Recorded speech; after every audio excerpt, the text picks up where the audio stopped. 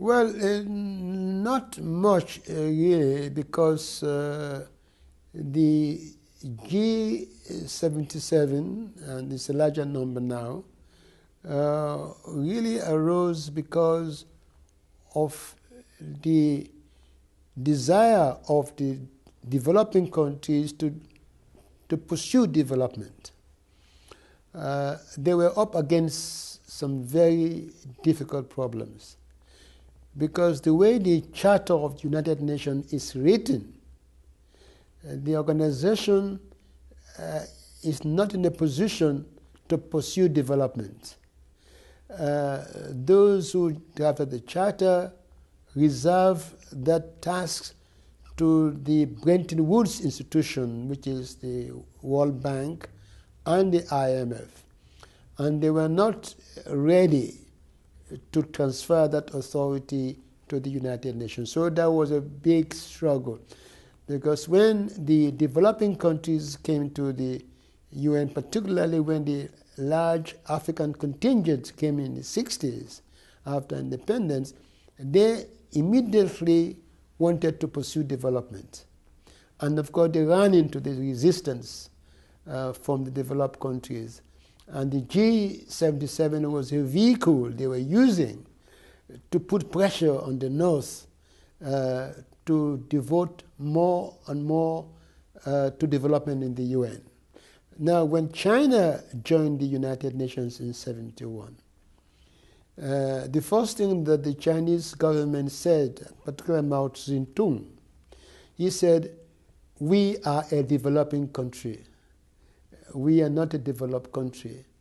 And once he had made that pronouncement, it became the law for the Chinese, and therefore they joined the Group 77. That is the reason why it was done, because they said they were developing countries. Even today, when they are the number 2 economy in the world, they still are inclined to say that they are developing countries. Of course, it's true, because when you look at poverty, as with India, there are large millions of poverty peoples in both China and India.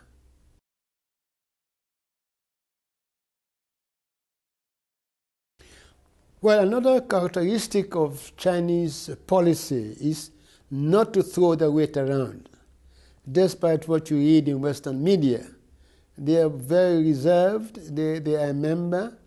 I think they became a member. They want to underline that they were developing countries. But in my experience with them, which goes for over a decade, they are not pushing the Group of 77. They go along with them.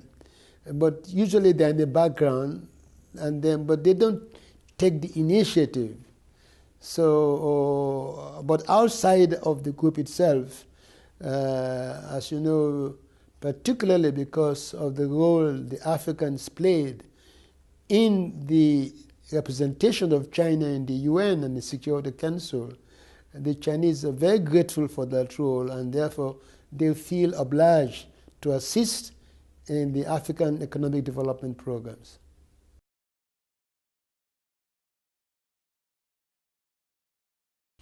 Well, by virtue of the fact that they were the majority bloc within the G77, they played a very key role, particularly in the early years, because many of the heads of state of Africa, like Nyerere, like Nkrumah, and Kaunda, these are people who focused on development. And they were able to appoint very active ambassadors in New York. So they were the one pushing, really. And because they had a large number, the Latin Americans and the Asians always want the Africans. So they played a very important role. Also, the intellectuals, we heard this morning about the role of Dr. Raoul Prebisch. But there was also an African scholar and bureaucrat, Professor Adebayo Adedeji of Nigeria, who was the executive secretary of the Regional Economic Commission for Africa, ECA, And he was a very good economist, and he pursued this whole issue of development and encouraged the group of 77 to take an active role. For example, when the IMF and the World Bank came out with the structural adjustment programs, he fought against it. He really pushed very hard. And of course, over time, it proved that he was correct. But then later on, I was saying in recent years, things have changed really, because the Africans are no longer as powerful and effective in the United Nations as they were.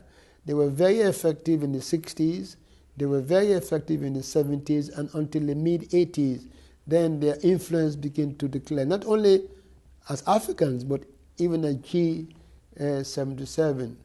And after the end of the Cold War, when you have a lot of East Europeans joining the UN, it affected the power balance in the UN in terms of numbers.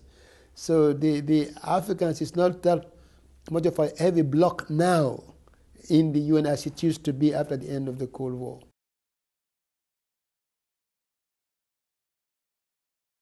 Well, again, in the first 2 decades, when the influence was very high, very, very high, there was a common objective, easily definable. One, to end colonialism. Second, to end racism and apartheid. Thirdly, to pursue development. This was clearly definable. But, you know, by and large, colonialism has ended. The most difficult one was the Portuguese colonialism in Angola and not Mozambique, in Mozambique, which lasted longer because the Portuguese resisted. They said these were not colonies, these were just extension of metropolitan Lisbon.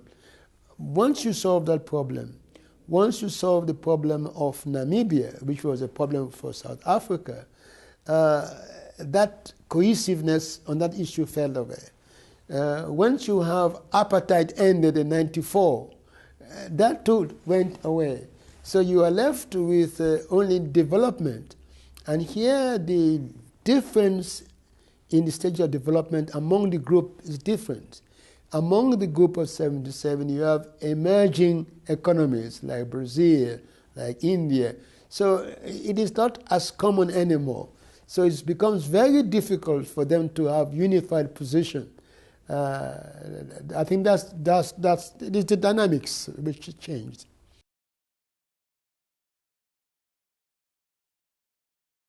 Well, it will be difficult because the nature of the leadership in the beginning was different. Our first generation of African leaders were very good. They were more exposed to the world, they were sophisticated, they understood how things are done. And those leadership, they have gone. The leaders of today, the presidents of today, don't have that exposure. They are more parochial in their.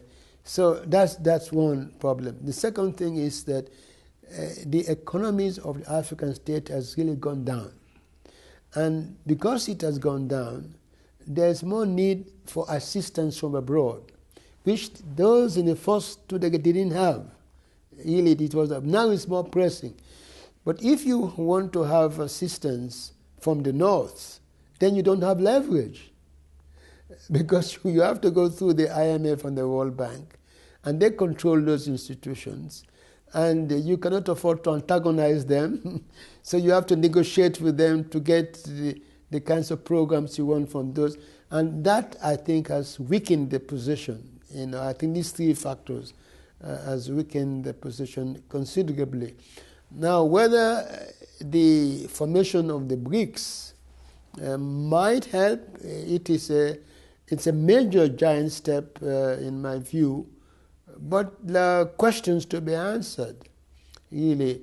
Will these 5 states remain cohesive down the road?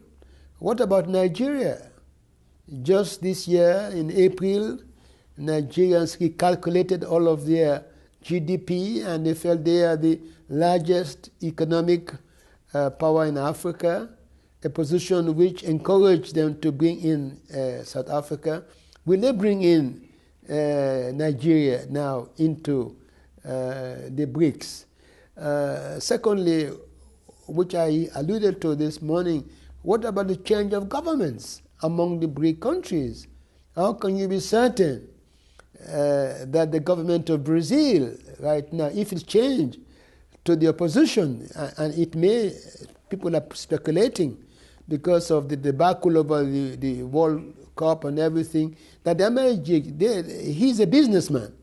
He may not be sympathetic to the BRICS agenda. In India already you have Mr. Modi and the Janata Party, and it doesn't seem to have, they don't seem to have the same enthusiasm for this whole thing as the Congress Party.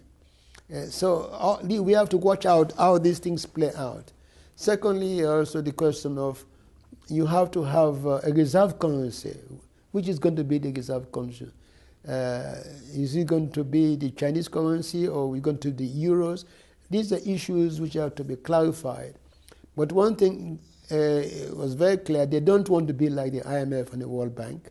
There will be no weighted voting. The 50 billion capital will be shared equally by the 5 states. That's a good sign. But at least we have to wait and see how things develop.